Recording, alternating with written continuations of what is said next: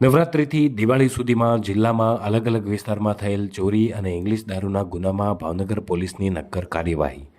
દિવાળી પર રાજપરા ખોડિયાર મંદિરે દર્શન કરવા ગયેલ બાળકના ગળામાંથી સોનાના ઓમકારની ચોરી કરનાર પાલિતાણાની વર્ષા પરમાર નામની મહિલાની એલસીબીએ ધરપકડ કરી હતી.